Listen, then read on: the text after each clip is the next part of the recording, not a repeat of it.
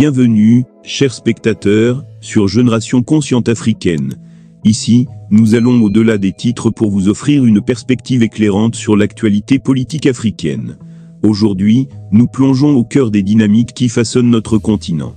Restez avec nous, jusqu'à la fin, engagez-vous dans la conversation dans les commentaires, et ensemble, construisons une génération consciente, informée, et prête à façonner un avenir meilleur pour l'Afrique. À Niger, en route vers l'indépendance. Alors que l'épée de Damoclès pèse sur le Niger, les pays frères, que sont le Mali et le Burkina Faso, sont venus en soutien, pour créer l'Alliance des États du Sahel. Une reconnaissance que n'a pas oublié de rappeler le Premier ministre nigérien. Pour lui, sans cette union, le projet macabre de la CEDEAO allait être mis à exécution. La formation de l'Alliance des États du Sahel a sauvé le Niger de la destruction en empêchant l'invasion des forces de la Communauté économique des États de l'Afrique de l'Ouest, CEDEAO.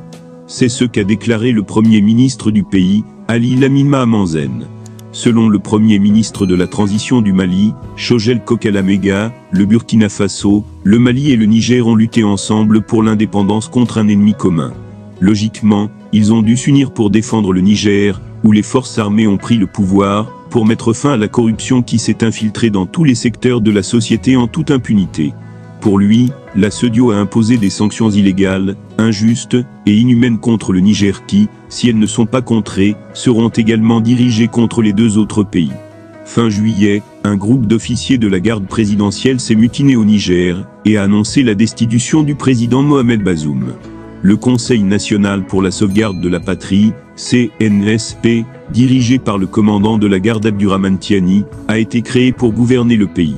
Les dirigeants des États membres de la CEDEAO ont, dès lors, imposé des sanctions sévères contre les rebelles, et ont exigé qu'ils libèrent le président déchu, menaçant de recourir à la force. Les autorités du Burkina Faso et du Mali sont montées au créneau déclarant qu'elles avaient l'intention de considérer toute intervention militaire au Niger comme une déclaration de guerre à leur encontre. Elles ont promis de prendre des mesures d'autodéfense pour soutenir les forces armées et le peuple nigérien. C'est ainsi que le 16 septembre, le Burkina Faso, le Mali et le Niger ont signé une charte établissant l'Alliance des États du Sahel, une organisation de défense collective dans une zone clé de la région. Mali, Goïta nationalise le processus de paix et de réconciliation. Le colonel Assimi Goïta, président de la transition au Mali, a décidé, dimanche soir, de l'appropriation nationale du processus de paix, en donnant toutes les chances à un dialogue direct intermalien pour la paix et la réconciliation, pour, dit-il, éliminer les racines des conflits communautaires et intercommunautaires. C'est ce qui ressort de son discours à la nation à l'occasion du Nouvel An 2024. Goïta a indiqué qu'un comité chargé de piloter ce dialogue sera mis en place dans un délai d'1 mois, et il devra déposer son rapport au plus tard en février. Le chef de l'État a, en outre, précisé que l'unicité, la laïcité de l'État et l'intégrité du territoire ne feront pas partie des sujets de discussion. Nous sommes à une étape charnière de l'avancée de notre pays vers la paix, la sécurité et le développement, a déclaré le président de la transition, le colonel Assimi Goïta. C'est pourquoi, capitalisant les avancées réalisées dans le cadre du processus de paix, et tirant les enseignements des défis qui subsistent, j'ai pris l'option de privilégier l'appropriation nationale du processus de paix, en donnant toutes ses chances à un dialogue direct intermalien pour la paix et la réconciliation, afin d'éliminer les racines des conflits communautaires et intercommunautaires, a-t-il lancé. Et d'ajouter, cette décision, que nous avions déjà partagée avec les différents acteurs nationaux et internationaux concernés, dès l'entame du retrait de la MINUSMA, mission multidimensionnelle intégrée des Nations Unies pour la stabilisation au Mali, exige de nous, Maliens et Maliennes, que nous nous donnions la main, afin de réconcilier notre pays, et assurer la cohésion nationale.